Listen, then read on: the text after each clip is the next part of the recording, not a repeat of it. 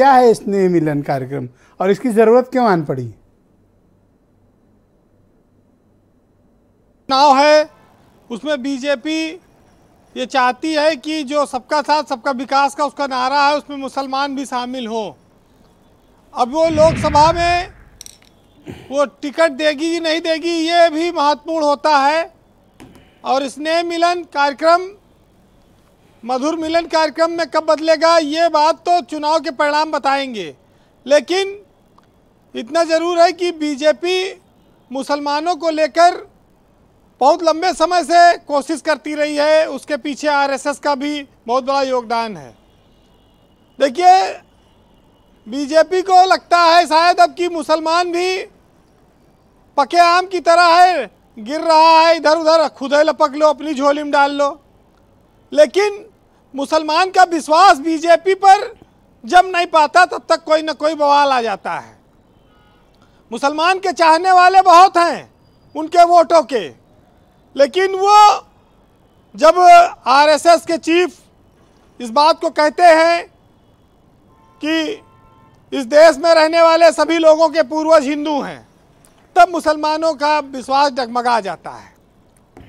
देखिए, मुसलमानों को लेकर संघ की जो विचारधारा है वो कई बार बदलने की कोशिश हुई है, कई बार फिलर आए हैं और बयान दिए गए, मुस्लिम बुद्धिजीवियों के साथ बातचीत की गई। आरएसएस में तो एक बाकायदा विंग बनी हुई है, मुस्लिम राष्ट्रीय मंच। वो मुसलमान जो हैं, जो विपक्ष से नाराज़ हैं, उनको बीजेपी से जोड़ने का, बीजेपी के लिए जो झुकाव रखते हैं उनको अपने साथ लाने का काम करती है। हिंदुस्तान में जो लोग रहते हैं वो सबके पूर्वज हिंदू हैं।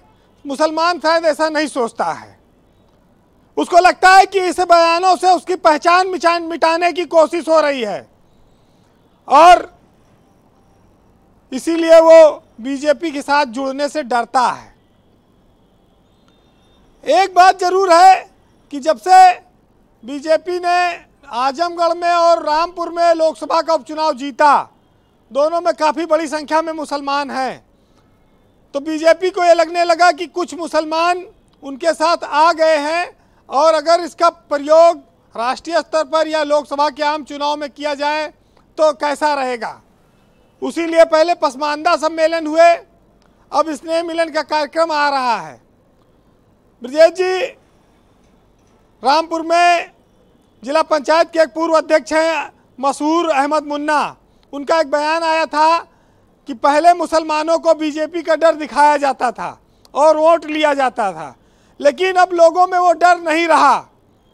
मस्जिद की बात आई, अजान की बात आई, लेकिन लोगों ने वो बातें नहीं सुनी और बीजेपी को वोट दिया।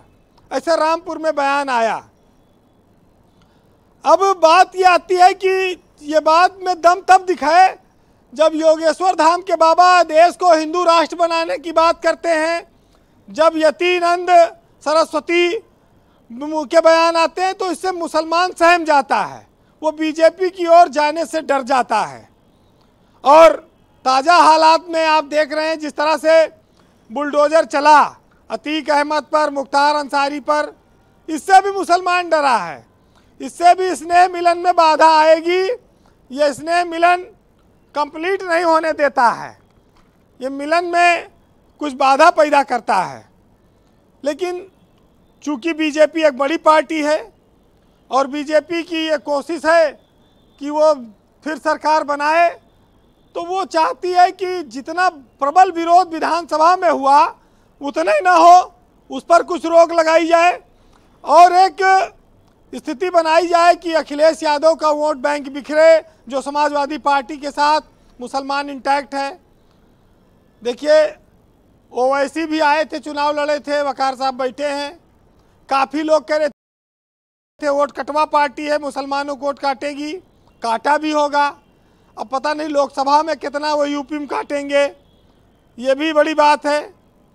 लेकिन मुसलमानों का विश्वास हासिल करने में बड़ा वक्त लगेगा बीजेपी को। इतना आसान नहीं है कि मोहसिन रजा या और एक आध मंत्री बनाकर उत्तर प्रदेश में बासित अली को प्रदेश अध्यक्ष बनाकर बहुत वोट हासिल किया जाए।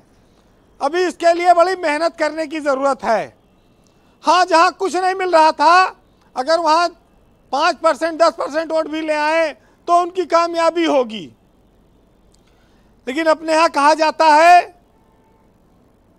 कि इतर से कपड़ों को महकाना कोई बड़ी बात नहीं है, और मज़ा तो तब है कि खुशबू आपके किरदार से आए।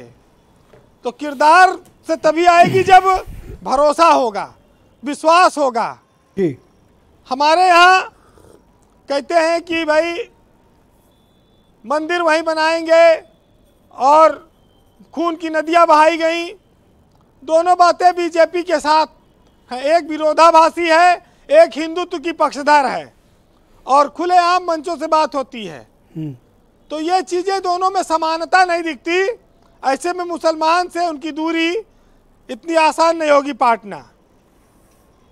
आज ये बात जरूर है कि वो लोग हमको मोहब्बतों का सबक दे रहे हैं जो ईद और होली पर अपने सगे भाई से भी गले नहीं मिलते। इस राजनीति का एक चरित्र है कि बातें खाली की जाती हैं, अमली जामा नहीं पहनाया जाता। बहरहाल वोट की खातिर नेता सब कुछ करते हैं। एक साहित्यकार रहे हैं अदम गोडवी साहब, उन्होंने तो कहा कि फायदा हो तो पिता का नाम भी बदल ले नेता। उनकी एक लाइन है, सुनिएगा, उनका एक साहित्य है जी। उन्होंने लिखा कि इलेक्शन भर मुसलमानों से हम रुमाल बदलेंगे, और अभी बदला है चेहरा फिर चाल बदलेंगे। और मिले कुर्सी तो दल बदलू, कहो क्या फर्क पड़ता है। और पार्टी कोई बल्दियत है, इसे हम हर साल बदलेंगे।